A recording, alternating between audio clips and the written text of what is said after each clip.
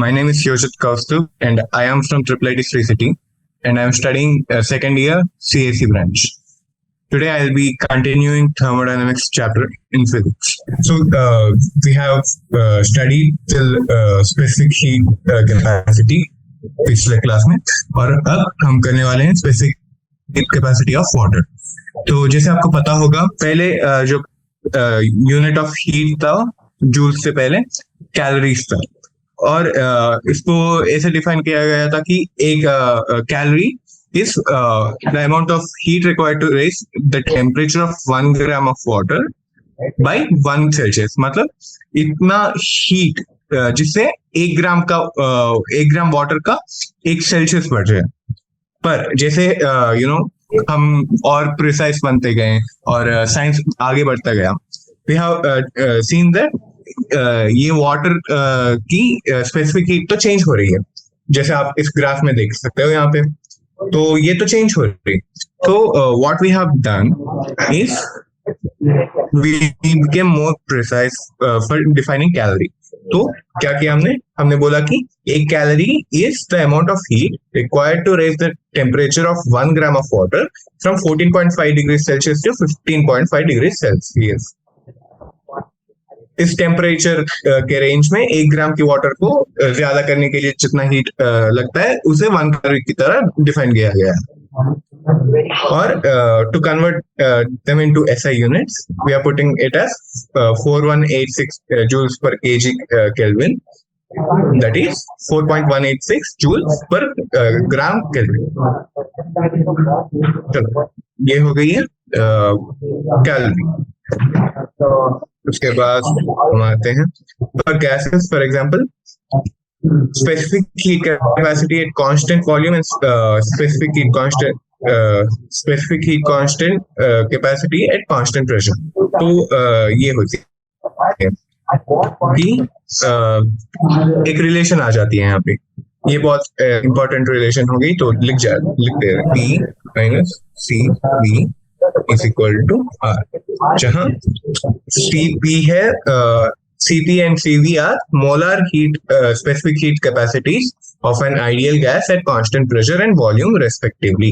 तो CP हो गई है कांस्टेंट प्रेशर पे और CV हो गई है कांस्टेंट वॉल्यूम पे और R है यूनिवर्सल गैस कांस्टेंट. ठीक है, तो इसका प्रूफ हो गई है कि हमने फर्स्ट लॉ ले लिया.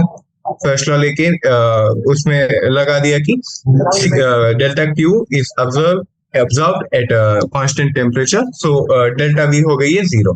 तो इससे क्या आती है हमें CV is equal to delta Q by delta T आ गई. तो इसी को हमने थोड़ा और चेंज किया, डेल्टा क्यू को डेल्टा यू में कर दिया क्योंकि TV तो 0 हो गई है ना. तो ये टोटल बन गई है CV is equal to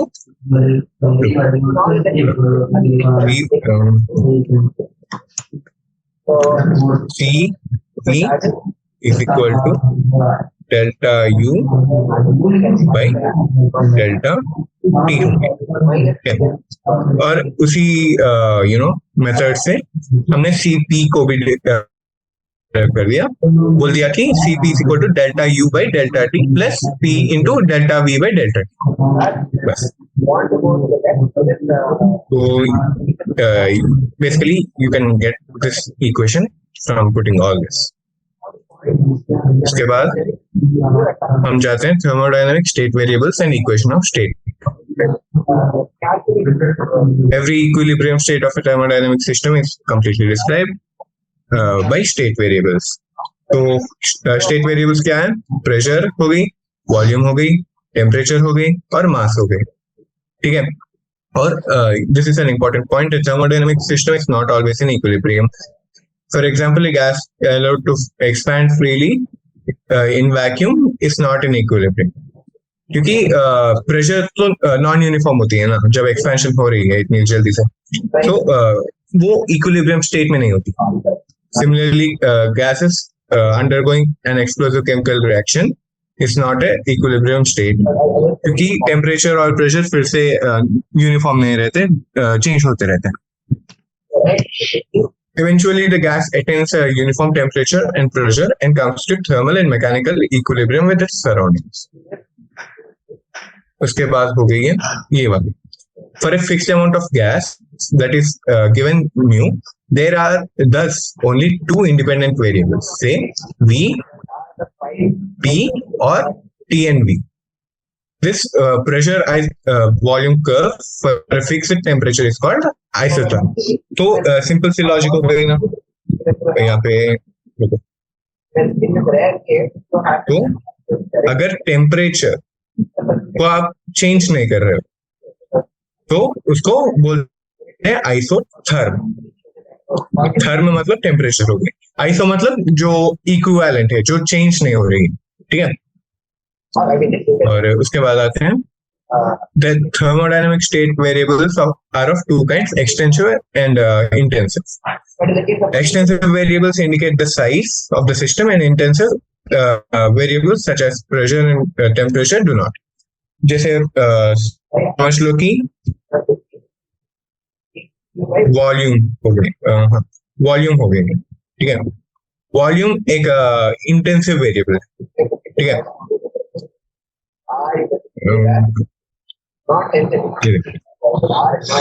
extensive variables indicate the size. तो वॉल्यूम एक्सटेंसिव हो रही है, ठीक है. Volume is an extensive variable, क्योंकि जब मैं बोलूंगा कि ये देखो यहाँ पे 2 लीटर की पानी है या 5 लीटर की दूध इस बॉक्स में, वही इस बाउल में है, तो आपको पता चलता है कि हाँ ये इतनी साइज की हो सकती है या इतनी कैपेसिटी की हो सकती है. पर अगर मैं बोलूं कि उस बाउल का टेम्परेचर 25 डिग्री है सेल्सियस, तो आपको उसकी साइज या कुछ फिजिकल प्रॉपर्टीज के बारे में पता नहीं चलेगी. तो उसी कारण से pressure and temperature are intensive.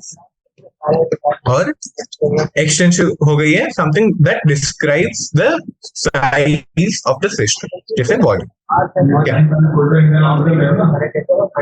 उसके बाद आती है think of the variables that remain unchanged for each part are intensive.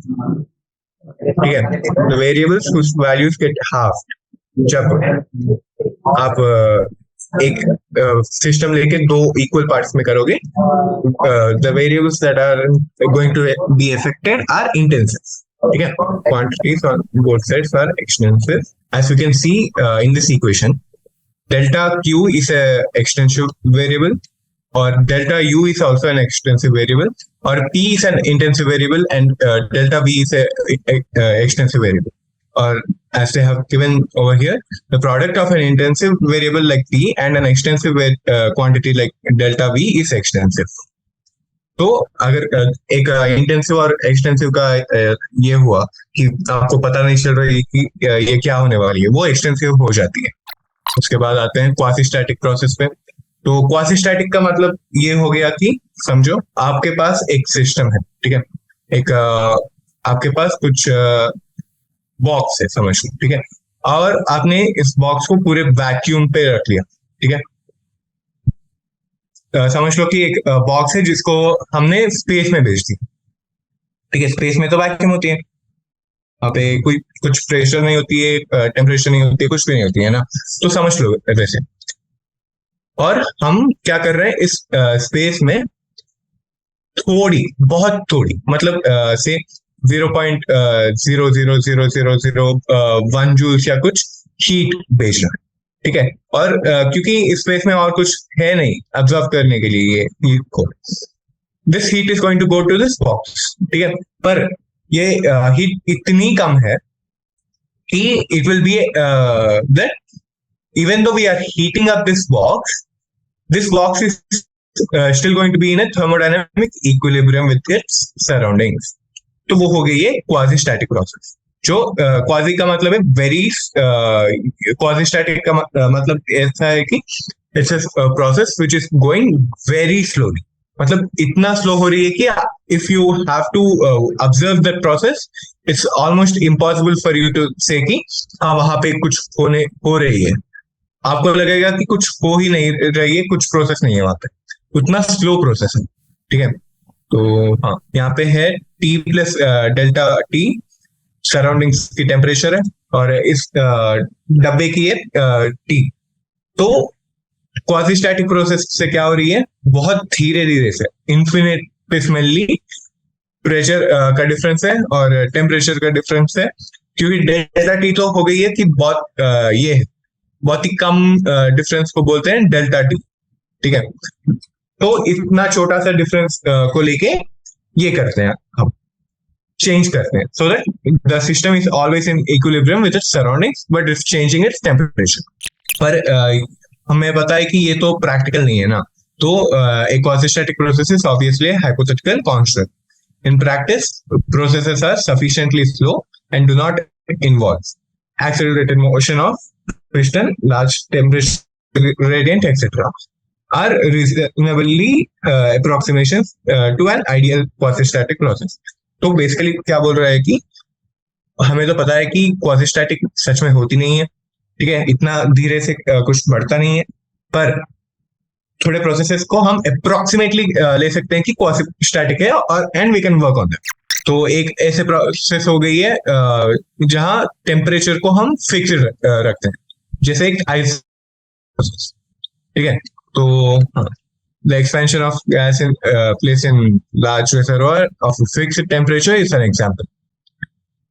In isobaric process, isobaric का मतलब पता है ना आपको, जहां पे प्रेशर सेम रहती है, pressure does not change, constant pressure है।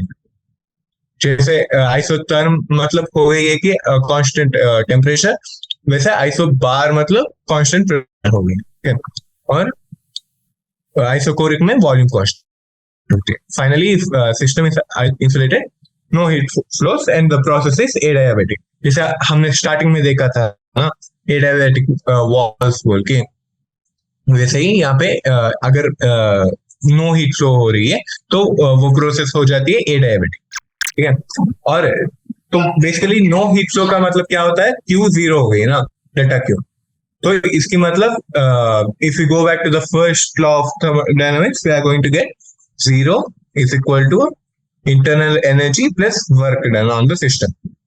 तो बेसिकली क्या हो रही है यहाँ पे, इंटरनल एनर्जी का नेगेटिव मतलब you know is equal to work done by the system. तो क्या हो रही है यहाँ पे, सिस्टम अपने आप से मतलब अपनी एनर्जी यूज करके वर्क कर रही है। क्या अगर सिस्टम की एनर्जी बढ़ रही है तो इसका मतलब क्या है, system is doing work on itself, या यू नो उसको इंस्टेड ऑफ से वर्क डन एक्सपेंशन हुई ना, तो नेगेटिव ऑफ वर्क डन क्या होती है, कॉन्ट्रैक्शन हो गई, ठीक है, अंदर जाना। वो सिस्टम अंदर जा जाके अपनी इंटरनल एनर्जी को ज्यादा कर रही है, ठीक है, वैसे समझ। उसके बाद आइसोथर्मल प्रोसेस पे आते हैं। आइसोथर्मल पे क्या होती है, आइडियल गैस ये लेते हैं इक्वेशन, ठीक है, PV is equal to nRT, और इस इक्वेशन पे करते हैं कि टेम्परेचर भी कांस्टेंट हो गई है, तो इस साइड में तो कोई हिलने वाला नहीं है अब, ठीक है, ये पूरा कांस्टेंट हो गया। तो क्या हो गया, PV is equal to constant हो गई, ठीक है।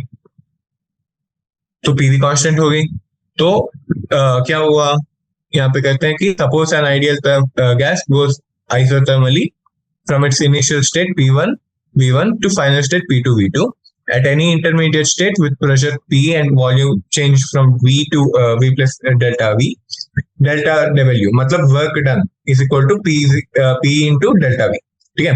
ये आप इंटीग्रेशन करके भी ला सकते हो, और जब इंटीग्रेशन करोगे तो हमें आएगी कौन सी इक्वेशन, ये वाली 11.12 वाली equation.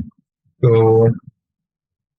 Mu RT ln of final volume by initial volume, ठीक है। This is the final equation we are getting for work done, क्योंकि we are expanding the gas over here, right? Delta W मतलब work done होगी ना। With the second step, we have to make use of PV is equal to mu RT and take out the constant from the integral, ठीक है। तो अगर ये हो गया कि V2 is greater than V1, मतलब फाइनली वॉल्यूम बढ़ गई है, तो इसका मतलब ये है कि वर्क डन पॉजिटिव हो गई है, ठीक है। किसी ने ये किया, उस सिस्टम ने वर्क डन किया, अगर V2 इज लेस, तो इसका मतलब ये हुआ कि वर्क डन नेगेटिव हुई है। ठीक है, उसके बाद चलते हैं एडियाबेटिक प्रोसेस पे। इन adiabatic process the system is insulated. Adiabatic तो पता है, क्यू तो जीरो हो गई यहाँ पे। ठीक है, हीट नहीं देने वाले हम लोग, तो क्या हो जाती है यहाँ पे पी वी गामा, और ये गामा क्या है आपको अभी दिखाएंगे। P V gamma is equal to constant हो जाती है। ठीक है, और gamma is the ratio of specific heats ordinary और molar at constant pressure and constant volume. ठीक है, तो गामा हो गई है द रेशियो। सो गामा का कोई डायमेंशंस नहीं है अब। और हाँ, एक टिप बताने वाला था मैं आपको। तो बात ये है ना कि हो सकती है कि आप एग्जाम में हो, ठीक है, और कहीं से क्वेश्चन आ गई। ठीक है, आपने ये टॉपिक थोड़ा थोड़ा पढ़ा है, थोड़ा थोड़ा पढ़ा नहीं है, तो आप फिजिक्स में क्या कर सकते हैं, ऑलवेज चेक डायमेंशंस। ठीक है, अभी बात हो रही है किसकी, गामा। ठीक है, थोड़ी बार क्या होती है, बोलते हैं कि गामा दे देते हैं, ठीक है, और ये करते हैं गामा इज 1 जूल। ठीक है, ऑप्शन ए हो गई है। Gamma is I don't know 1.3 kelvin नहीं, जूल पे ही रखते हैं। ठीक है, जूल बोलते हैं। या सी पे देते हैं कि गामा इज 8 केल्विन, क्योंकि कंफ्यूज करना है आप उन्हें आपको। ठीक है, तो लास्ट में देते हैं कि गामा इज 5, और कुछ नहीं देते। अगर आपको डायमेंशनली एक इक्वेशन को देखना आता है, तो ये गामा क्या होगी, ये gamma is a ratio. Ratio doesn't have any units, है ना। तो आप you don't even have to see the entire question anymore. आपको पता है कि गामा को यूनिट्स नहीं होते, जूल्स पे यूनिट है, यहाँ पे भी यूनिट है, और यहाँ पे भी यूनिट है, तो ऑप्शन हो गया आपकी डी आंसर। ठीक है, तो अगर आपको लग रहा है कि ये क्वेश्चन बहुत डिफिकल्ट होने वाली है या लॉन्ग टाइम टेकिंग प्रोसेस है, तो आप पहले सारे डायमेंशंस को चेक कर लो। उसके बाद आती है thus if an ideal gas undergoes a change its state adiabatically from P1 V1 to P2 V2, ये क्योंकि ये हमने लिखा है ना, यहाँ पे लिखा है, हाँ, तो हमने क्या लिखा है, PV to the power of gamma is constant, तो PV to the power of gamma change नहीं होती, तो P1 V1 where P1 and V1 are the initial states is equal to P2 and V2 gamma। ठीक है, और यहाँ पे ये गामा भी सेम होती है, क्योंकि gamma is something that's you know जो गैस या वो सिस्टम पे निर्भर रहता है, इट डजंट चेंज। अगर प्रेशर चेंज हो गया तो गामा चेंज नहीं होगी, वॉल्यूम चेंज हो गया तो गामा चेंज नहीं होगी। Gamma is something fixed for A given gas. उसके बाद आते हैं ये कर्व्स। ये कर्व्स इंपॉर्टेंट है, इनको देख के आपको कैलकुलेट करना पड़ेगा कि ये देखो, ये आइसोथर्मल कर्व हो गई है। आइसोथर्मल में आपको पता है क्या प्रॉपर्टीज है उसकी।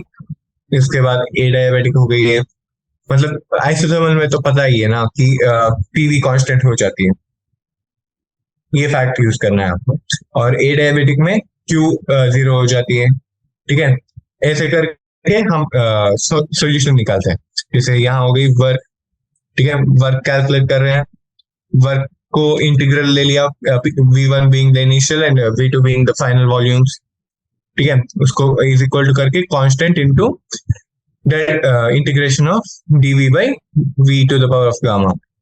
ठीक है, V to the power of gamma यहाँ पे क्यों आई, क्योंकि हमने लिया कि ये देखो dV by V to the power of gamma P DV लिया है ना, तो P को हमने कर लिया, सब्स्टिट्यूट कर लिया, कहां से, इस इक्वेशन से। PV is equal PV gamma is equal to constant से हमने सब्स्टिट्यूट कर लिया। ठीक है, उसके बाद ये सब कुछ नॉर्मली मैथ्स से डिराइव कर सकते हो आप भी, ये सब कुछ। उसके बाद चलते हैं आइसोकोरिक प्रोसेस में। आइसोकोरिक प्रोसेस में क्या होती है, बी कांस्टेंट होती है। आइसोकोरिक मतलब constant volume, no work is done on और बाय द गैस। उसके बाद the heat absorb by the gas goes entirely to change its internal energy and its temperature. तो अगर गैस कोई हीट ले रही है, डेल्टा क्यू दे रहे हैं हम गैस को, all this delta Q goes into doing changes in internal energy, और इंटरनल एनर्जी में चेंज हुआ तो it means some change in temperature. Most cases, थोड़े से एक्सेप्शंस होते हैं, पर you can take it as a general rule. उसके बाद आते हैं आइसोबारिक पे। आइसोबारिक पे क्या होती है, पी कांस्टेंट हो जाती है। तो पी कांस्टेंट हो गई तो बस वॉल्यूम चेंज हो रही है, तो वर्क डन हो जाएगी ये फॉर्मूला, ठीक है। और सिर्फ वॉल्यूम थोड़ी चेंज होगी। अगर ये देखो कि हमारे पास है कितने वेरिएबल्स, एन आर टी, ठीक है। यहाँ पे आर तो चेंज होने वाली नहीं है, और एन अगर फिक्स दे दिया है तो वो भी चेंज नहीं होगी। यहाँ पे वेरिएबल्स क्या है, पी है, वी है, और टी, वी और टी में पूरा मामला होता है। तो अगर आपको लगता है कि एक कांस्टेंट हो गई है, जैसे यहाँ पे आइसोबारिक में पी कांस्टेंट हो गई है, तो और क्या चेंज हो सकते हैं, यहाँ पे वी हो सकती है, टी हो सकती है, ये याद रखो। अगर एक कांस्टेंट कर लेंगे तो दूसरे दो को चेंज होना ही पड़ेगा। उसके बाद आते हैं साइक्लिक प्रोसेस पे। साइक्लिक प्रोसेस इज समथिंग, जैसे यहाँ पे, यहीं पे एग्जाम्पल है ना, ये एक साइक्लिक प्रोसेस है। क्यों साइक्लिक प्रोसेस है, क्योंकि this is returning to its original state. जैसे स्टार्ट समझ लो यहाँ हुई है, ठीक है, यहाँ होके ऐसे गई है, ऐसे गई है, ऐसे गई है, और ऐसे वापस आ गई, ठीक है। So in cyclic process the system returns to its initial state. और since internal energy is state variable, पूरे प्रोसेस के होने के बाद U will remain to be zero, ठीक है, वो याद रखें। इस पूरे प्रोसेस के बाद यू जीरो हो जाती है, यू में वही इंटरनल एनर्जी में चेंज नहीं दिखती है। उसके बाद हम आते हैं सेकेंड लॉ ऑफ थर्मोडायनामिक्स। अब सेकेंड लॉ ऑफ थर्मोडायनामिक्स क्या बोलती है, हाँ, तो सेकेंड लॉ ऑफ थर्मोडायनामिक्स ये करती है कि पहले मैं आपको कॉन्सेप्ट समझा दूंगा, उसके बाद स्टेटमेंट्स देख लेंगे। कॉन्सेप्ट तो सिंपल है कि अगर आपके पास कुछ ठंडी सी चीज है, जैसे ले लो कि आइसक्रीम है यहाँ पे, ठीक है, और आप इस आइसक्रीम को एक हीटर, एक स्टोव पे लगा रहे हो आप, ठीक है, स्टोव से ये आ रही है, फ्लेम आ रही है, और इस आइसक्रीम को उसके पास रखो, तो ये नहीं होगा कि आइसक्रीम से हीट जा रही है तवे पे, क्योंकि ice cream is at lower temperature, ठीक है, आइसक्रीम इज एट टेम्परेचर समझ लो 3 डिग्री सेल्सियस पे है, और तवा कितने पे है, 75 पे है। तो ये नहीं होगा कि आइसक्रीम और भी टेम्परेचर लूज करके 75 डिग्री को ज्यादा करेगी कि आइसक्रीम हो जाएगी लो और तवा हो जाएगी 76। नहीं, इसका उल्टा ही होगा। That is the second law of thermodynamics कि 75 degree Celsius is going to give its temperature to 3 degrees. The hotter object is going to provide to the colder object. तो केविन प्लैंक की स्टेटमेंट बोलती है कि no process is possible whose sole result is the absorption of heat from a reservoir and the complete conversion of the heat into work. और क्लॉशर statement ये है कि no process is possible whose sole result is the transfer of heat from a colder object to a hotter object. ये दोनों equivalent ही हैं। आप confuse मत हो जाना कि अच्छा एग्जाम में सेकंड लॉ पे क्वेश्चन आई है किसकी स्टेटमेंट यूज करो, नहीं, दोनों सेम स्टेटमेंट्स हैं। उसके बाद आते हैं रिवर्सिबल एंड इरिवर्सिबल प्रोसेसेस में, ठीक है। Imagine some processes, initial state I, final state F. During the process the system absorbs heat Q from the surroundings and performs work on it, ठीक है। तो अगर सब कुछ होने के बाद, ये तो छोटी सी डेफिनेशन हो गई, जब आप बचपन में थे 7th 8th क्लास में ये तो सुना ही होगा आपने कि एक प्रोसेस है जिसको हम, फॉर एग्जाम्पल एक बॉल है, ठीक है, एक बॉल है, मैंने उसे ऊपर फेंका और वो ऊपर हवा में जाके नीचे फिर से मेरे हाथ में आ जाती है, तो ये हो गई है रिवर्सेबल प्रोसेस। इसमें इस बॉल को कोई नुकसान नहीं हुआ, पूरे एनवायरनमेंट में कोई नुकसान नहीं हुआ, मेरे हाथ को कोई नुकसान नहीं हुआ, तो this is a reversible process in which everything will return back to its original state. दूसरे एग्जांपल हो गई है कि आपके पास एक अच्छी सी माच है, ठीक है, एक ये है माचिस, पता है ना आपको, जलाते हैं, अगरबत्ती जलाते हैं वैसे, और हम इस माच को जला लेंगे, ठीक है। पहले तो ये मैच ऐसे थी, अच्छी थी, it was straight, it was आप जला सकते हैं उसे और वो फटक से जल जाती है, ठीक है। पर जलाने के बाद क्या होती है, वो मुड़ जाती है, ऐसे बन जाती है, ठीक है, वो माच जल जाती है लिटरली। तो एक कंबशन रिएक्शन होती है और ये हो जाती है। अब मैं आपको बोलूं कि इसको फिर से इसमें बनाओ, फिर से एक अच्छे से माचिस में कन्वर्ट करो, तो आप बना सकते हैं? नहीं। तो ये हो गई है irreversible process. Irreversibility is a rule rather than exception in nature. जैसे यहाँ पे देख लो, the free expansion of gas is irreversible, the combustion reaction of mixture of petrol and air ignited by a spark can not be reversed, cooking gas leaking from a gas cylinder in the kitchen diffuses to the entire room, ठीक है। ये सब कुछ irreversible reactions। और irreversibility क्यों होती है? क्योंकि एक तो ज्यादा processes take system to non equilibrium state, जैसे फ्री एक्सपेंशन हो गई हो या एक केमिकल रिएक्शन हो गई हो, ये जो इक्विलिब्रियम में थी सिस्टम, उसे नॉन इक्विलिब्रियम में ले जाती है, तो इरिवर्सिबिलिटी हो जाती है वो। उसके बाद most processes involve friction, viscosity, other effects. जैसे आप कहीं पे जा रहे हो, ठीक है, या सोच लो कि आपने एक यहाँ पे एक वॉल है, ठीक है, आपने यहाँ से एक बॉल फेंका है, ठीक है, आपने यहाँ से एक बॉल फेंका है। अगर this was the ideal floor and this was the ideal ball, तो जैसे ही आपने फेंका होगा वो रिफ्लेक्ट होके यहीं पे आके बैठ जाएगी, पर आइडियल नहीं है, तो क्या होती है, फ्रिक्शन होती है यहाँ पे, ठीक है, यहाँ पूरा फ्रिक्शन हो जाती है।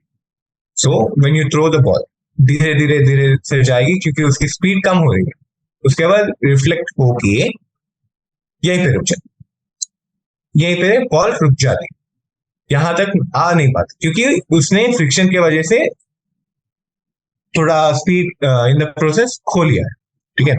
Since dissipative effects are present everywhere and can be minimized but not fully eliminated, most processes that we deal with are irreversible, ठीक है। और a thermodynamics process is reversible if the process can be turned back such that both the system and surroundings return to its original state। जैसे ये हो गई, ये एक reversible process है। क्यों? क्योंकि हमने यहाँ पे से स्टार्ट किया, ठीक है, आगे बढ़े आगे बढ़े आगे बढ़े, फिर आगे बढ़े फिर आगे बढ़े और फिर से आगे बढ़ के यहाँ पे ही आ गए हम, तो ये एक रिवर्सिबल प्रोसेस बन गई है। अगर मैंने इस प्रोसेस को यहीं पे रोक लिया, आइसोथर्मल के बाद बोला कि भैया यहीं पे रुक जाओ, हो गई है काम, तो ये रिवर्सिबल नहीं होगी ना, ये इरिवर्सिबल हो गया। उसके बाद आते हैं हम, a process is reversible only if it is quasi-static, that is, system is in equilibrium with the surroundings at every stage and there are no dissipative effects. For example, isothermal expansion of an ideal gas in a cylinder with a frictionless movable piston, ठीक है, तो ये हो गई है। उसके बाद जाते हैं कार्नोट इंजन पर। अब Carnot engine is the ideal engine, ठीक है। कार्नोट इंजन जैसे हो गई है, गाड़ी में एक इंजन होती है ना, इंजन से ही गाड़ी आगे बढ़ती है, ठीक है, ये एक इंजन हो गई है, ठीक है। इसी इंजन से कार आगे बढ़ती है ना। तो क्या होती है कि हम गाड़ी में पेट्रोल डालते हैं, है ना। सोच लो कि ये पेट्रोल पंप है और यहाँ से आ रही है पेट्रोल। हम पेट्रोल डालते हैं कार में, ठीक है, और कार आगे जाने लगती है। और इस पेट्रोल को कौन यूटिलाइज करता है? इंजन करती है ना। पर क्या होती है कि सारे engine aren't, no engine is fully efficient. यहाँ इस दुनिया में कोई भी इंजन नहीं है जो पूरे पेट्रोल को यूटिलाइज करके 100% रिजल्ट को देती है कि आप 1 लीटर पेट्रोल डालो तो इतनी दूर चलेगी कार परफेक्टली। इंजन आर 30 या 50, एट मैक्स हो गई है 60% एफिशिएंट, ठीक है। तो अगर आप 1 लीटर पेट्रोल दो तो ये इंजन बस 60%, मतलब 0.6 लीटर्स। सो कार्नोट इंजन पे आए हैं हम लोग। तो कार्नोट इंजन ने बनाया, सादी कार्नोट, फ्रेंच इंजन में रहते हैं वो लोग। और उन्होंने बनाया ये कब? 1824 में इस आइडिया को प्रपोज किया है। उन्होंने बोला कि एक ideal engine operating between two temperatures T1 T2, where T2 is the cold reservoir, is associated to be a reversible engine, ठीक है। Irreversibility is associated with dissipative effects as remarked in the preceding section and lowers efficiency. तो एक process, ये सब कुछ तो सीख लिया हम लोगों ने, ठीक है। तो वो बोलता क्या है? आइसोथर्मल प्रोसेस एट T1, इस ग्राफ को देख लेंगे पहले। This is the Carnot cycle for a heat engine with an ideal gas as the working substance. तो एक गैस है, स्टार्ट हो रही है यहाँ पे, ठीक है, P1 V1 T1 पे स्टार्ट हो रही है, और ये गई है और we have changed it to P2 V2 T1। मतलब एक आइसोथर्मल रिएक्शन हुआ है क्योंकि टेम्परेचर का चेंज नहीं हुआ है यहाँ, ठीक है। और ये गई है P3 V3 T2 में। यहाँ पे सब कुछ ही चेंज हो गई है ना। तो इसका मतलब ये आइसोथर्मल नहीं है, ये हो सकती है एडियाबैटिक, ठीक है। एडियाबैटिक मतलब हमने उसे एनर्जी नहीं दिया पर चेंज चाहिए, तब होती है एडियाबैटिक, ठीक है। उसके बाद गई है P3 V3 T2, तो यहाँ पे फिर से आइसोथर्मल हुई है ना। उसके बाद फिर से T1 V1 T1 पे आई है, तो यहाँ पे फिर से एडियाबैटिक प्रोसेस हुई है। So this is the Carnot cycle, ठीक है। This is a reversible heat engine operating between two temperatures, ठीक है। तो आपको कार्नोट साइकिल पूछेंगे तो आपको बताना पड़ेगा कि पहले तो आइसोथर्मल होती है, ठीक है। आइसोथर्मल एक होती है, उसके बाद एडियाबैटिक एक होती है, उसके बाद आइसोथर्मल फिर से, उसके बाद एडियाबैटिक, ठीक है। This is the cycle. ये देखो आइसोथर्मल एक्सपेंशन हुई है यहाँ पे, ठीक है। आइसोथर्मल एक्सपेंशन, वर्क डन हो गई है μRT1 ln V2 by V1। उसके बाद हुई है एडियाबैटिक एक्सपेंशन, ठीक है।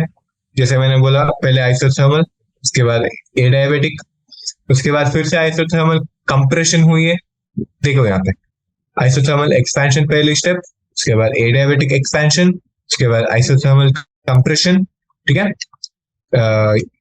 ये इक्वेशन तो आपको आ जाएगी क्योंकि हमने डिस्कस किया था ना ये ln V2 V1।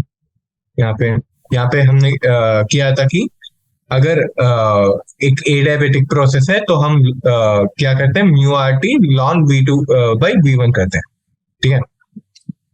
वो वर्क डन। उसके बाद आएंगे कि isothermal compression of the gas from P3 V3 T2 to T4 V4 T2।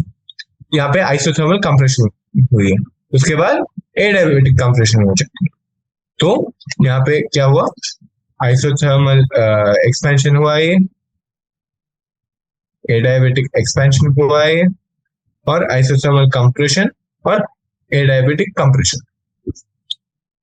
तो बेसिकली क्या हो रही है, सोच लो कि इंजन एक बॉल है समझ लो, ठीक है, ये एक बॉल है, और पहले हमने किया थर्मल एक्सपेंशन, उसके बाद हमने किया एडियाबैटिक एक्सपेंशन, उसके बाद अब ये बॉल अपने मैक्सिमम पे है, तो अब फिर से वापस लाना पड़ेगा इसे। तो हमने किया आइसोथर्मल कंप्रेशन, उसके बाद हमने किया एडियाबैटिक कंप्रेशन। ये 3 स्टेजेस के बीच में ये बॉल जाती है, मतलब इन 3 स्टेजेस के बीच में ऑसिलेट करती है वो इंजन, ठीक है। और efficiency of the Carnot engine is work done by heat given, ठीक है। आप इंजन को कुछ हीट दे रहे हो, ठीक है, और वो आपके लिए वर्क कर रही है। So efficiency is going to be calculated by the work done per the amount of heat given, ठीक है। और वर्क डन को हम क्या लिख सकते हैं, work done is equal to Q1 minus Q2, ठीक है, where Q1 is the amount of heat you are giving, आप उसे Q1 दे रहे हो और वापस आ रही है Q2, मतलब गाड़ी में होती है ना कि ये देखो ये कार हो गई है, ठीक है, यहाँ पे डोर्स दे देंगे हम, बहुत ही विचित्र डोर्स हैं पर हाँ अभी के लिए डोर्स हैं, ठीक है। और इस कार को ये है एग्जॉस्ट पाइप जिससे धुआं निकल रही है, ठीक है, ये धुआं हो गई है Q2, it is the amount of heat that is being released by the system onto the surrounding.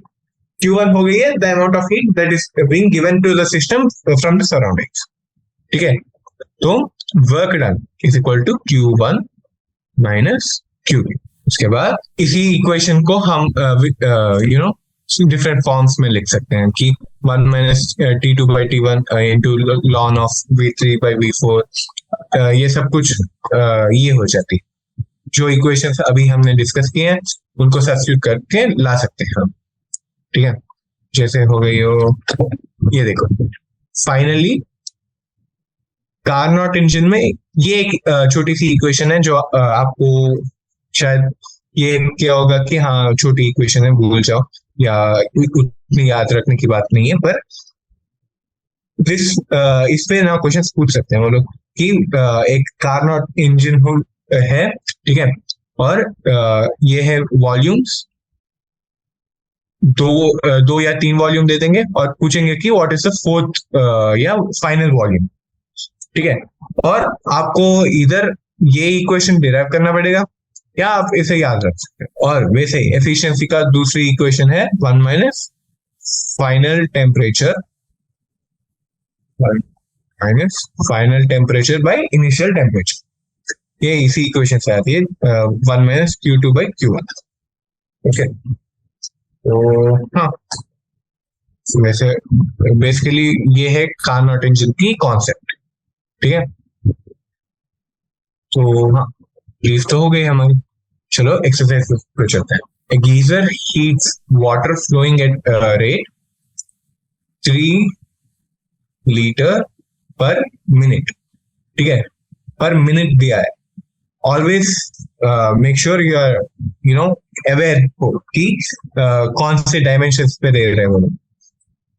From 27 degree Celsius to 77 degree Celsius पे बेच रहे हैं ये लोग। गीजर वाटर को 27 to 77 पे ले जा रही है।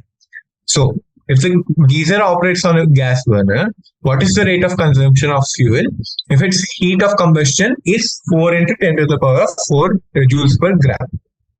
ठीक है, तो 3 लीटर है पर मिनट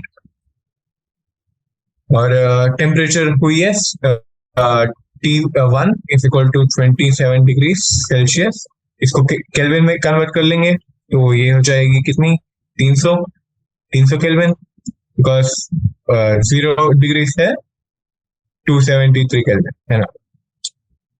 और T2 हो गई है कितनी, 77 degree Celsius which is 350 kelvin. Okay, if the geyser operates, what is the rate of consumption if the heat is Q is equal to, Q नहीं है ये Q by M है क्योंकि जूल पर ग्राम है, ठीक है, is equal to 4 into 10 to the power of 4 joules per gram. तो अब इन्होंने हमें क्या पूछा है, रेट ऑफ कंजम्पशन पूछा है। ठीक है, बोला है कि 3 लीटर पर वॉल्यूम पे जा रही है। ठीक है, और इनिशियल और फाइनल टेम्परेचर्स दे दिए गए। सो नाउ अब हो गई है कि इनिशियल टेम्परेचर इज एट 27, जिसको हमने ले लिया।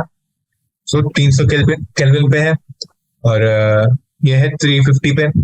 तो इसकी डिफरेंस क्या हो गई है, 50 केल्विन हो गई, 50 केल्विन या 50 डिग्री सेल्सियस हो गई है। ठीक है, तो heat of combustion is 4 × 10⁴ joules per gram, और स्पेसिफिक हीट ऑफ वाटर हो जाती है कि 4.2 joules per gram kelvin. Kelvin हो या सेल्सियस हो, इसमें डिफरेंस नहीं होती है।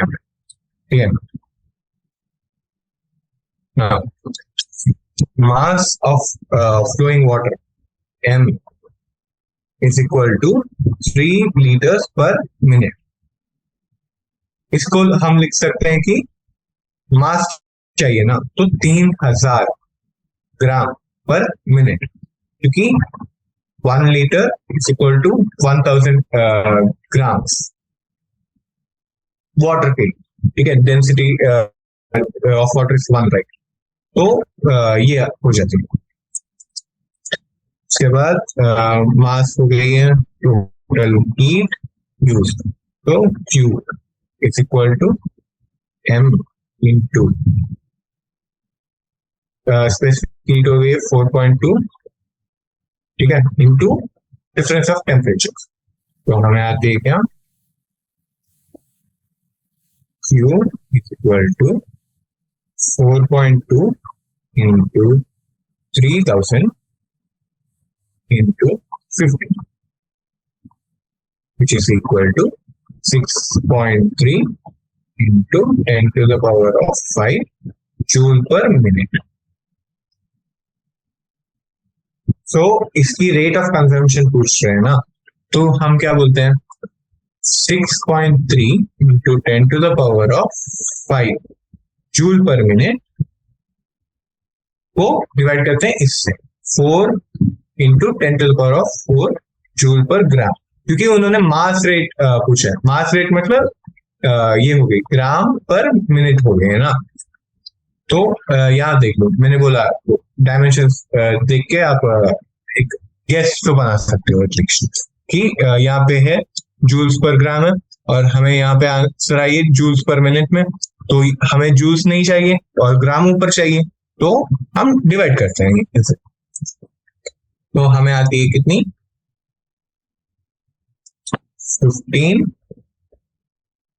15.75 ग्राम पर मिनट पे आती है। ये हो गई है हमारी पहली question. Now, what is the amount of heat that must be supplied to 2 into 10⁻⁻2 kilograms of nitrogen at room temperature to raise its temperature by 45 degrees Celsius, और दिया गया है कि प्रेशर कांस्टेंट है। ठीक है, pressure is constant. Molecular mass of nitrogen, N2 dinitrogen, is 28, or R is equal to 8.3 joule per mole Kelvin. Okay. This is what is being given.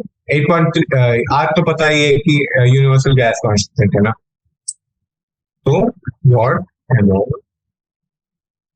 तो पहले हम क्या करते हैं इसके लिए,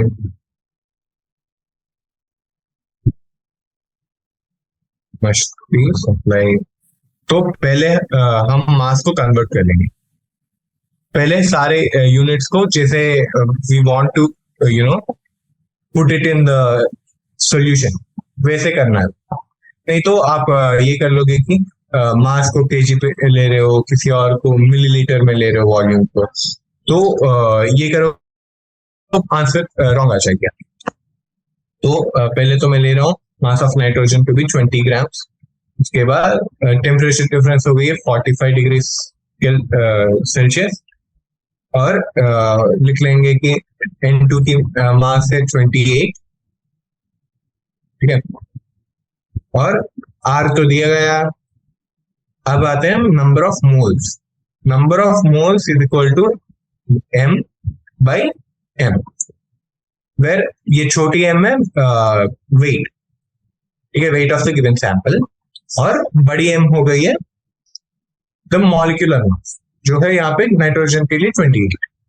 तो यहाँ पे n होती है 2 into 10 to the power of -2 into 10 to the power of 3 by 28, okay, is equal to 0.714। तो ये हो गई है नंबर ऑफ मोल n।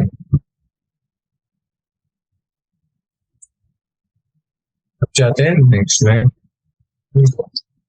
और अब चाहिए हमें क्या, molar specific heat at constant pressure, ठीक है, तो Cp चाहिए हमें, और Cp की एक फॉर्मूला होती है 7/2 R बोल के, okay.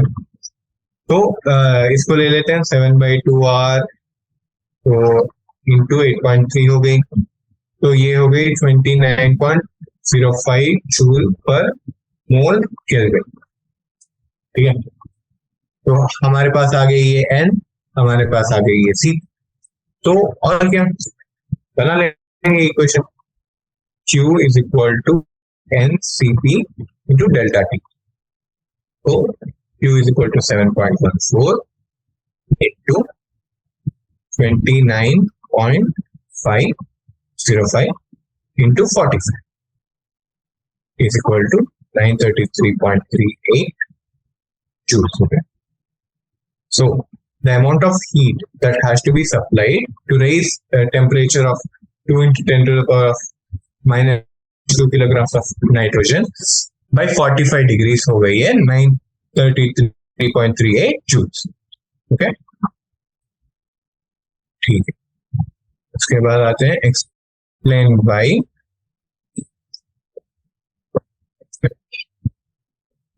explain by two bodies at different temperatures T1 and T2, if brought in thermal contact, do not necessarily settle to the mean temperature T1 plus T2 by 2, ठीक है, वो है पहली क्वेश्चन। उसके बाद the coolant in a chemical or a nuclear plant, that is the liquid used to prevent the different parts from getting too hot, should have specific heat, high specific heat, और air pressure in a car tire increases during driving, मतलब जब drive कर रहे हो air pressure बढ़ती है, क्यों बढ़ती है वो पूछ रहे हैं। उसके बाद climate of a harbour town is more temperate than the town in deserted same language, ठीक है। तो पहली क्वेश्चन पे आते हैं पहले। सो जब दो बॉडी T1 और T2 थर्मल कांटेक्ट में आते हैं, क्या होती है, हमें पता है सेकेंड लॉ ऑफ थर्मोडायनामिक्स से कि हायर टेम्परेचर से लोअर टेम्परेचर को ये जाती है, हीट जाती है ना, और थर्मल इक्विलिब्रियम अचीव हो जाती है। This is why that equilibrium is equal to mean temperature only when the thermal capacities जो है वो इक्वल हो। थर्मल कैपेसिटी मतलब एस की तरह समझ लो कि कितना चेंज होना चाहती है। पहले लेक्चर में किया था ना हमने कि ये मटेरियल कितना चेंज होना चाहती है given the amount of heat और द एनर्जी। अगर ये दोनों सेम है कि दो एल्यूमिनियम रॉड्स को रख दिया मैंने, एक 2 डिग्री सेल्सियस पे है और एक 100 डिग्री सेल्सियस पे है, इन दोनों को मैंने कनेक्ट कर लिया, तो ये अपने मीन टेम्परेचर जो हो गई है 102/2 विच इज 51, दोनों 51 डिग्री पे आ जाते हैं। पर अगर मैंने यही एक एल्यूमिनियम वाली लिया और एक स्टील वाली लिया, स्टील तो ज्यादा टेम्परेचर बढ़ जाती है और एल्यूमिनियम उतनी नहीं बढ़ती है, ठीक है। तो क्या होती है, aluminium will remain at a higher temperature than steel at the equilibrium stage, कि इक्विलिब्रियम पे तो पहुंच गए। तो एल्यूमिनियम कितने में होती है, 60 पे होती है, समझ एग्जाम्पल, ठीक है, 60 में होती है, और ये स्टील होती है कुछ 40 या कुछ पे, ठीक है। ये अप्रोक्सीमेट है, इससे बहुत डिफरेंट भी हो सकते हैं वैल्यूज, पर आपको ये बोल रहा हूँ कि when the thermal capacities are not equal, तो यहाँ पे मीन टेम्परेचर पे नहीं आते हैं, और जब इक्वल हो तो मीन टेम्परेचर पे आ जाते हैं, ठीक है। उसके बाद सेकेंड क्वेश्चन पे, the coolant in a chemical और nuclear plant should have high specific heat. तो सेम एक्सप्लेनेशन हो गई कि अगर कूलेंट को हाई स्पेसिफिक हीट नहीं हो तो ये कूलेंट क्या हो रही है, जैसे ही समझ लो कि बहुत गर्म सी न्यूक्लियर कोर है, ठीक है, यूरेनियम कोर है कोई, ये बहुत गर्म हो गई है, रिएक्शन अभी अभी हुई है तो बहुत गर्म हो गई है, और हमने कोई छोटा सा बहुत ही कम स्पेसिफिक हीट वाला कूलेंट लगाएंगे, तो क्या होती है, ये टेम्परेचर इसकी तो उतनी घटती नहीं है, समझ लो कि ये 1000 डिग्रीज पे है, ठीक है, और कूलेंट इनिशियली रूम टेम्परेचर 27 पे है, ठीक है। अगर इसकी लो स्पेसिफिक हीट है तो क्या होती है, ये तो कम उतना नहीं हो रही है क्योंकि इसकी ज्यादा है स्पेसिफिक हीट, तो ये होती है समझ लो 900 डिग्री सेल्सियस पे होती है, और तभी तक ये पूरा कूलर उड़ गई, ठीक है, ये पूरा इवापोरेट हो गई क्योंकि इसकी स्पेसिफिक हीट बहुत कम है ना, तो 100 डिग्री पे ही समझ लो कि कूलर की बॉइलिंग पॉइंट थी 300, तो इतने में ही जब तक ये 100 डिग्री की टेम्परेचर चेंज हुई थी, इसकी टेम्परेचर चेंज हो गई 27 से 300 पर, और ये पूरा बॉयल हो गई, तो ये एक प्रॉब्लम होती है ना, इसीलिए बोलते हैं कि we have to put high specific heat वाले coolants in this thing nuclear plants, ठीक है। उसके बाद next question, air pressure in a car tire increases during driving। तो एक कार जैसे ही चलती है, ठीक है, तो जो गैस है ना, हमें पता है कि टायर में गैस होती है, एक टायर है ये, ठीक है, इसमें गैस होती है, इस टेम्परेचर की गैस बढ़ती है जैसे ही कार मूव हो रही है, ठीक है, और हमें ये इक्वेशन आती है PV/RT वाली, और हम देखते हैं कि कार तो आगे बढ़ रही है, टेम्परेचर तो ज्यादा हो रही है ना, पर ये टायर की शेप कुछ चेंज नहीं हुई है, जैसे थी वैसे ही है, तो वॉल्यूम में उतना बड़ा चेंज नहीं है, टेम्परेचर बहुत बढ़ रही है, तो क्या होगी, एयर प्रेशर, क्योंकि ये इंक्रीज हो रही है, राइट हैंड साइड में इंक्रीज है और वॉल्यूम कांस्टेंट हो रही है, प्रेशर इंक्रीज हो जाती है, तो बस इतना ही है। उसके बाद लास्ट क्वेश्चन पे आते हैं, the climate of a harbour town is more temperate than that of a town in desert. तो क्या होती है कि वाटर को ना ज्यादा स्पेसिफिक हीट कैपेसिटी होती है, इसीलिए जैसे समझ लो कूलेंट है, पता है आपको बहुत सारे न्यूक्लियर प्लांट्स में कूलेंट्स की तौर पे वाटर को यूज करते हैं, ठीक है, क्योंकि वाटर को बहुत बहुत ज्यादा स्पेसिफिक हीट होती है, तो हम वाटर को it has a very high specific heat capacity, due to this temperature उतना चेंज नहीं होता वाटर की, आप ज्यादा हीट दो उतना टेम्परेचर नहीं चेंज होता, ठीक है। तो एक हार्बर टाउन मतलब जो कोस्टल रीजन हो गई है, ठीक है, जैसे गुजरात के कोस्ट हो या तमिलनाडु की कोस्ट हो, ये सारे कोस्टल टर्म्स हो गए हैं ना, वहां पे मॉडरेट होती है टेम्परेचर, क्योंकि वाटर की टेम्परेचर उतनी ज्यादा चेंज नहीं देती है। पर सैंड, रेत जो डेजर्ट में होती है ना, रेत की बहुत कम होती है स्पेसिफिक हीट कैपेसिटी, ठीक है। तो आप थोड़ा सा भी ये कर लो कि थोड़े हीट वेव हो गई है, तो इस थोड़े से हीट वेव से भी डेजर्ट में बहुत ज्यादा चेंज हो जाती है, ठीक है, और सैंड की टेम्परेचर बढ़ जाती है। इस वजह से डेजर्ट में क्लाइमेट बहुत ही ये होती है, एक्सट्रीम होती है, whereas the climate of a harbor town is more temperate, ठीक है।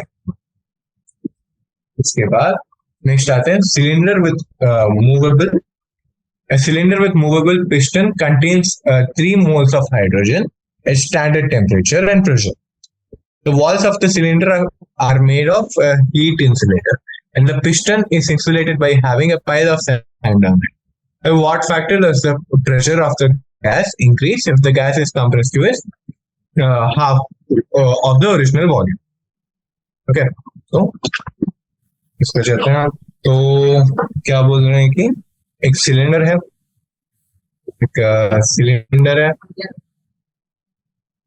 एक सिलेंडर समझ लो आप।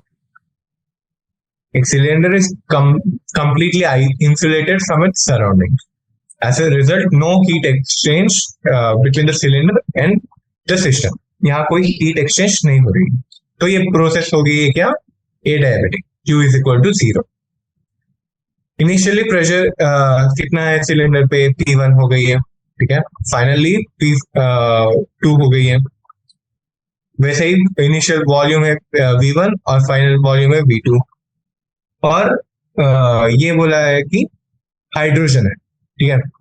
हाइड्रोजन की स्पेसिफिक हीट है, sorry, ratio of specific heats of Cp और Cv फॉर हाइड्रोजन इज 1.4। और ये रेशियो क्या होती है, ये होती है, ओके। तो for an adiabatic process P1 V2 gamma is equal to P2 P1 V1 V2 to the power of gamma, ठीक है। और हमें पता चल गया कि गामा तो 1.4 है, ओके। और हमें एक और चीज बोला गया है कि gas is compressed to half of its original volume, okay. तो V2 is equal to V1 by 2।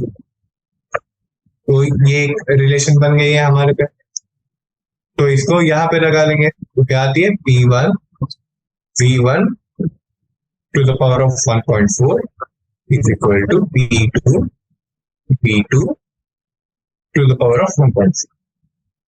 और हमें ये रिलेशन यहाँ पे यूज करेंगे, तो P1 V1 1.4 is equal to P2 V1 1.4 by 2 to the power of 1.4 हो गया, ओके। तो यहाँ पे देखो, यहाँ पे V1 तो कैंसिल हो गई है, ओके। तो बचा क्या, इनिशियल को नीचे रख लेंगे, ठीक है। Final pressure by initial pressure is equal to क्या आएगा,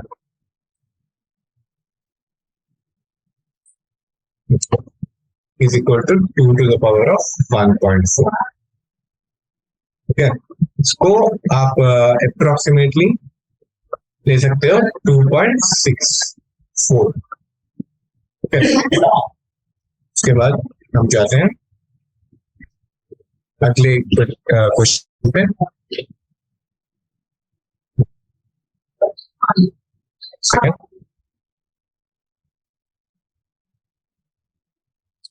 तो in changing the state of a gas adiabatically from an equilibrium state A to another equilibrium state B, an amount of work equal to 22.3 joules is done on the system. If the gas is taken from state A to B via a process in which the net heat absorbed by the system is 9.3 calories, और यहाँ पे दिया गया है कि एक calorie 4.19 joules होती है. So how much is the net work done by the system in the later phase? ठीक है, तो क्या दिया गया है? There's a system which is going from A to B state, और कैसे जा रही है? It is going in an adiabatic manner. ठीक है, adiabatic मतलब क्या हो गई है? U is equal to 0. ठीक है, this is how you should be seeing the question. आपको क्वेश्चन दिया गया है, आपको पहले लिख लेनी चाहिए कि क्या हो रही है. ठीक है, आपको क्या इंफॉर्मेशन पता है. जैसे दिया गया है कि ए डायबिटिक, उसके बाद आपको आपका खुद का इंट्यूशन यूज करना पड़ेगा और आपको बोलना पड़ेगा कि हाँ ये प्रोसेस ए डायबिटिक है. ए डायबिटिक का मतलब क्या हो गया? क्यू 0 हो गई है. ठीक है, वैसे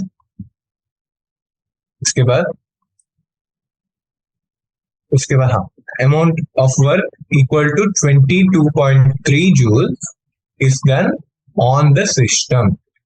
ठीक है, ये वर्क नहीं होती, हम सिस्टम को दे रहे हैं 22.3 joules. ठीक है, तो this is the amount of work that is being done on the system. It is not the work that the system is doing. हम कर रहे हैं इस पे. ठीक है, if the gas is taken from state A to B now by a process in which the net heat absorbed by the system is 9.35 calories. तो बोल रहे हैं कि net heat absorbed by the gas. पहले तो क्या हुआ, A to B को गए थे और वर्क डन हुआ 22.3 joules. उसके बाद क्या हो रही है? एडायबिटिक का प्रोसेस थी ना ये. सेकेंड प्रोसेस हो रही है जो 9.35 कैलोरी ऑफ हीट अब्जॉर्ब करके ए टू बी जा रही है. ओके, और इसमें पूछ रहे हैं कि इसमें वर्क डन कितना हुआ. अब हम जाते हैं, करते हैं कि पहला तो ए डायबिटिक है, तो पहला तो डेल्टा डब्ल्यू बन गई है -22.3 joules. ओके, उसके बाद डेल्टा क्यू हो गया delta U plus delta W. उसके बाद पुटिंग समझ लो कि ये पहली इक्वेशन है, ये दूसरी इक्वेशन है. Putting first equation into second equation, हमें क्या आती है? 0 is equal to delta U minus 22.3 joules, क्योंकि डेल्टा डब्ल्यू तो नेगेटिव है ना, तो इससे क्या आती है? Delta U is equal to 22.3 joules. In the latter process initial और फाइनल स्टेट तो सेम है ना. ठीक है, जो सेकंड केस में बोला है उन लोगों ने, उसमें इनिशियल और फाइनल स्टेट सेम है. तो सिंस हमें पता है कि डेल्टा यू स्टेट वेरिएबल है. ठीक है, ये एक स्टेट वेरिएबल है. इट डजंट डिपेंड कि आप ए से बी जा रहे हो या बी से ए जा रहे हो या ए से कुछ और प्रोसेस करके सी करके डी करके ई करके फिर से बी पे आ रहे हो. It doesn't matter. Delta U is fixed for A, delta U is fixed for B. आप कुछ भी कर लो, डेल्टा यू और डेल्टा या यहाँ पे जो ए पे होगी वो ए के लिए फिक्स होगी और जो बी पे होगी वो बी के लिए फिक्स होगी. ठीक है, तो दूसरे प्रोसेस में क्या हो रही है? डेल्टा यू तो सेम रहेगी. हाँ, तो डेल्टा यू इज 22.3 joules और दूसरे प्रोसेस में दिया गया है कि 9.35 कैलोरीज अब्सॉर्ब किया है. सो इसको हम जूल्स में लिख लेंगे, इंटू 4.2 करना है. ठीक है, तो विल बी गेटिंग 39.3 joules. अब हुई है कि delta W is equal to delta Q minus delta U. So substitute कर लेंगे वैल्यूज यहाँ पे, delta W equal to 39.3 minus 22.3 which is 17 joules. तो इस दूसरे केस में टोटल नेटवर्क जो सिस्टम ने किया है दूसरे case is equal to 17 joule. Next question है कि there are two cylinders A and B of equal capacity which are connected to each other via a stopcock. A contains a gas at standard temperature and pressure and B is completely evacuated. The entire system is thermally insulated. The stopcock is suddenly open. Answer the following. So, पहली question है कि what is the final pressure of the gas in A and B? What is the change in internal energy of the gas? And what is the change in the temperature of the gas? और last question है कि do the intermediate states of the system, वही मतलब final equilibrium में होने से पहले will they depend on PVT surface? ठीक है, तो चलो कर लेंगे ये भी. तो पहले क्या बोला है, सिलेंडर ए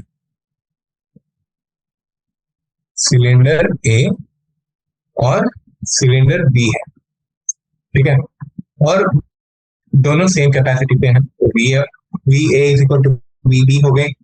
ओके, और क्या बोलते हैं कि ये दोनों ना समझ लो कि ये एक सिलेंडर हो गई और ये एक कनेक्शन है, ठीक है, यहाँ पे एक स्टॉप को था जिससे कनेक्टेड थे ये दोनों सिलेंडर, ये ए हो गई ये बी हो गई और ये स्टॉप कॉक को निकाला गया है. तो अब क्या होती है, since volume is inversely proportional to pressure, जब ये स्टॉप कॉक ओपन होती है volume gets doubled for the gas and pressure gets half. ठीक है, तो क्या हो रही है, अभी तो ये गैस यहीं पे थी, ठीक है, यहीं पे अच्छे से डांस कर रही थी, घूम रही थी, फिर रही थी, हमने स्टॉप कॉक को निकाल दिया, ठीक है, तो इस गैस को और भी प्ले ग्राउंड मिल गई, तो ये यही यहाँ पे भी गई, वॉल्यूम डबल हो गई है ना, क्योंकि V प्लस V हो गई यहाँ पे वॉल्यूम अब. और सिंस हमें ये इक्वेशन थी ना PV is equal to NRT, इसको हम लिख सकते हैं कि P is equal to NRT by V ना, है ना. तो क्या दिख रहे हैं हमें, P is inversely proportional to V. Okay, P is inversely proportional to V. और क्योंकि अभी वॉल्यूम डबल हो गई है, प्रेशर को क्या होगी, प्रेशर हाफ हो जाएगी. ओके, तो वही है पहले आंसर.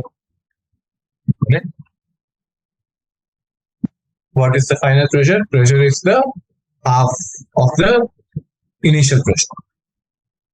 उसके बाद what is the change in internal energy of the gas?